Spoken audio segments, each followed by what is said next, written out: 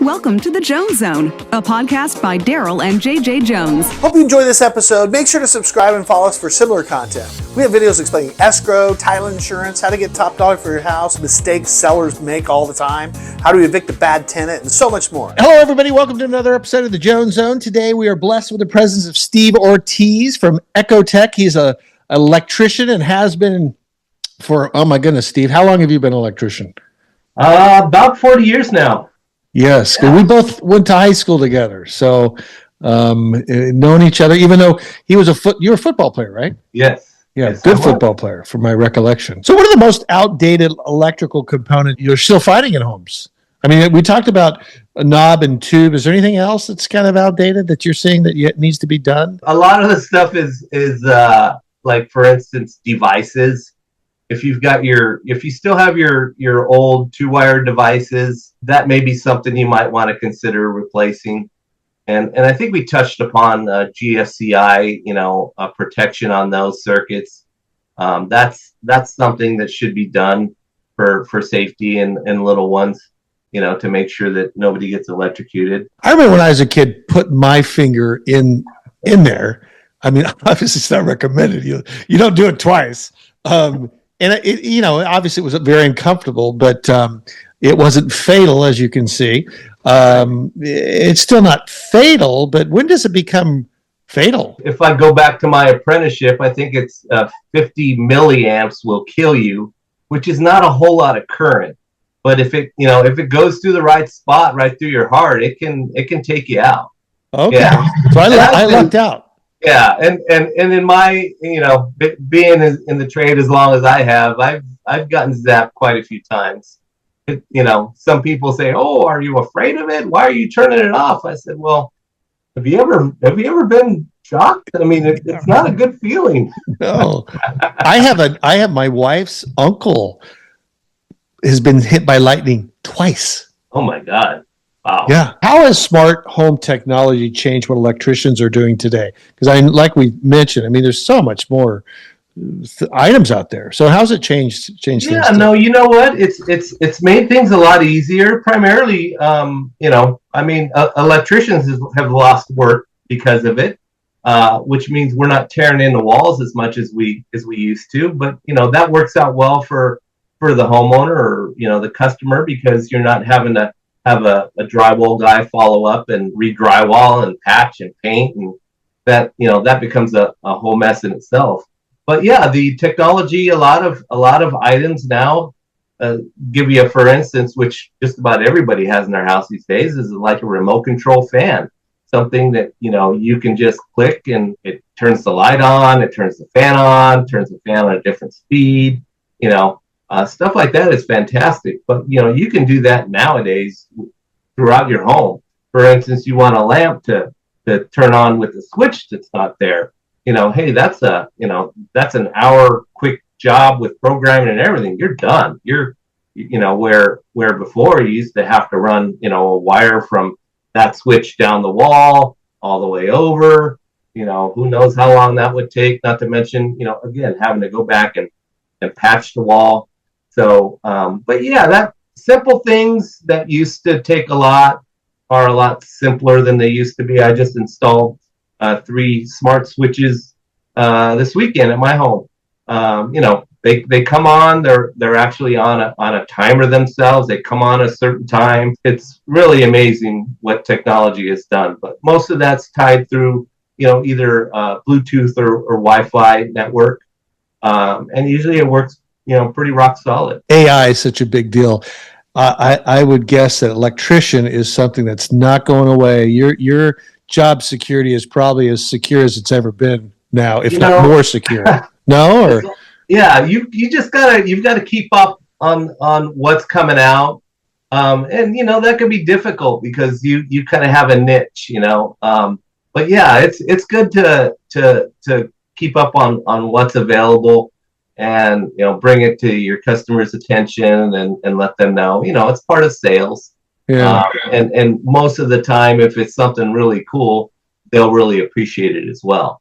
So And most of the stuff's pretty inexpensive to install as well. What myths or misunderstandings do you think homeowners have about electricity or electrical safety? A lot of people think that if you upgrade your panel, that's going to resolve all your issues. So, for instance, in the old days, say back to 1950s, 1960s, 1970s home, they weren't designed to have the appliances that we have now. Microwaves. Everybody's got two different types of coffee makers. They've got, just all kinds of appliances that weren't even considered back in the day. So what happens is people are tripping circuits. They've got their crock pot plugged into the same circuit that their microwave's on, and Emma's got her turkey bacon in the oven, and that may be on the same circuit as something else. So the important part is you're upgrading your panel. That isn't necessarily going to resolve those issues. You've got to bring circuits from the panel over to the place where you're having issues. And primarily it's the kitchen. That's where we get the most gripes about. Hey, if I do this panel upgrade, is it going to fix my circuits from tripping in my kitchen? No, it's not. Unfortunately, I always tell people, hey, when we're doing a panel upgrade, it's like doing a heart transplant. Okay, so this is the main base of where your electricity comes in and divides throughout your whole home. It's kind of like if we do a heart transplant on you and you got a bum toe, when you wake up from surgery, you're still going to have a bum toe. So you can't expect this to fix everything. And people will usually go, oh, well, yeah, I never thought about it like that. But yeah. Very well put, by the way. Thank you. You're going to need to get, circuitry into the areas that you're having problems. And like I said, 90% of the time, it's the kitchen that people want additional circuitry in. So, but doing a panel upgrade will allow you that additional space that you're going to need to add those circuits. If you could give a homeowner one electrical safety tip that could save them thousands of dollars or prevent fire, what would it be? So I've got two safety tips. Okay. So a lot of people will have a breaker that trips, right? They don't even have to go back out to the panel. They just know it trips, it trips, it trips. And they keep going back and resetting and resetting and resetting. It's like, hey, this is your electrical system telling you, hey, we got a problem here. And resetting it is not going to fix it. It'll resolve it temporarily, but ultimately you need to call somebody in that's going to address this. And that may be an overloaded kitchen circuit. That may be maybe you're plugging in space heaters. Maybe it's the middle of winter and you're plugging in space heaters. I mean, it may get under 30 here in SoCal, right? Or under 70. Yeah, exactly. But most of the time, it's something that you need to consider getting fixed rather than keep on resetting it. Secondly, simple as it seems, but if you're plugging into that outlet and with whatever, a lamp or maybe a vacuum cleaner, and that thing is just barely fitting in and staying, and it wants to fall out, it's time to replace that outlet. Because and most people, it's always that vacuum outlet that we have problems with. That one that kind of sits there halfway and it'll pull out real easy, and then when you pull it out, it's warm. Well, it's warm for a reason. Needless to say, if that ever happens, you feel heat. Yes. Maybe needless to say, but you got a problem. It's a problem. So get your outlets fixed, invest in a good quality outlet too. I know you're tempted to buy those 50-cent outlets that they have in the bulk bag there, but invest in good quality outlets. I mean, it's going to be a worthwhile investment for you, because you're not going to have an electrician come out and do it, in 5 years from now. That should last you, for 20 years. Buying good quality electrical equipment is important, and long term will save you money. It really will. And then you would be the one to, I mean, of course, any layman wouldn't necessarily know what the good electrical equipment may be. And that's where you come in too, right? You can advise people, hey, like you had mentioned, the circuit panels, there's quality ones and there's horrible ones. Right. No, it's important. It's funny. If you pick up a quality outlet versus a non-quality outlet, you can feel it in the weight. The weight itself is a telltale sign. Hey, this one's got more conductive electrical material than this one does. So, install it. Kind of tell. Okay. Yeah. So, Steve, thank you again for doing this. Now, when we talked before the show started, you were telling me about some famous stories. I said, let's do some name dropping. So you had an Elon Musk story. Is that? Am I remembering that? Yeah, correct? I've got a couple good stories I learned. So just my background. Back in 2008, electrical was really slow. I mean, construction generally. I think you would know as well as I did, but we were in recession, right? And times were tough for everybody. I happened to be looking through an ad on Craigslist, and seemed kind of interesting. These people were installing electric vehicle equipment for electric cars, and I was like, what? I mean, electric cars? Who's doing this, right? So anyway, I responded to the ad and was lucky enough to get an interview. And before you know it, I'm working for Solar City, who was doing the installations, the EV charger installations for Tesla. Okay. And at that time, Tesla hadn't even delivered their 75th car. I think they were like on car 75. And Elon Musk had a business plan. He wanted to make sure that he had A-list clients driving his car so that they would get, notoriety. Right away, you see a guy like, George Clooney or, Leo DiCaprio driving your car, people are going to, take a second look. And so yeah, we were doing a lot of installations for some of these folks. By the way, most of these people are just so down to earth and nice. That was a pleasant surprise to me. You'd actually get orders, and they would even tell you who it was. Is that how I remember it?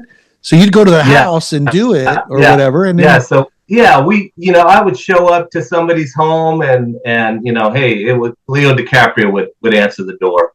Wow. Very interesting. So anyway, at that time, I actually had a call to install a charger at Elon Musk's house. I went down 7 a.m. in the morning, knocked on the door, woke him up from a dead sleep.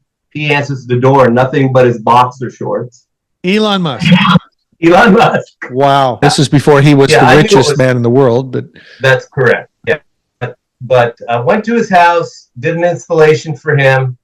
They wanted us to be well versed on the car. So about 3 months later, just so happened to have my son during both of these occasions working with me as a summer helper. So it was really fun.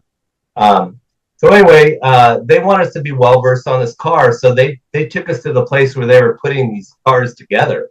At that time, Tesla, again, like I said, they hadn't even delivered 75 cars. So we go to this small place in Menlo Park, and I meet my colleagues there for a meeting of this plant. And I drive in, and my son was with me, and I look over and I see this guy on a cell phone. And I go, hey, Garrett. I go, that looks like Elon Musk. And he goes, no, Dad, I'm sure that's not him. And anyway, I just waved because, I had met him before. I'm sure he's not going to remember me, right? So I walk over and meet with my colleagues, and I look at Elon. Elon drops his call, walks over to us, and he puts his hand on my shoulder. He says, hey, Steve, how's it going? And I was like, what? Like he's just got a computer brain. My goodness. Right. And I was like, whoa, you remember me? And he goes, oh, is your boss here? And I go, yeah, Jim's my boss. And my boss is just grinning from ear to ear. And he goes, Jim, I want to let you know Steve did a great job in my house, and we need more guys like him. And, just really grateful to have him on our team. Did he leave you a Yelp review? I'm joking. Darn it. I didn't ask for that. When I met him at his house, when we were one-on-one, he was the kindest man. Again, introduced himself to me, of course I knew who he was, but was just very genuine. Well, that was a great story, Steve. And I just want to thank you for taking some time out of your day. And I know you've got to go to another appointment, but if anybody wanted to get a hold of you and have you help them out, what's the best way for people to reach you? Yeah, probably the best way is by email. Okay. Email is always best because I always answer my emails, and unlike text, they never go away. So my email is Steve, Steve, at eco, ECO -tech, TECH -electrical.com. So Steve at eco-tech-electrical.com. Phone number 714-514-5722. Awesome. Well, I tell you, I can verify your work because, like I said, you were a lifesaver for me. That was decades ago. And now, whenever I have an electrical issue, I send them your way. So, people, if you need to contact them, contact them. And I just can't thank you enough, Steve, for doing this. This has been great. These tips and all this information is extraordinarily helpful. So, thank you for doing this. Oh, it's been my pleasure, Darryl, and wishing you continued success as well. We're always rooting for our Brea boys. Yeah, for sure. So, all right. Well, thank you. Good luck today, and enjoy the rest of your day. Thanks, Darryl. Take care. See you. All right. Bye-bye. Thank you for watching. If you liked the video, please subscribe for more.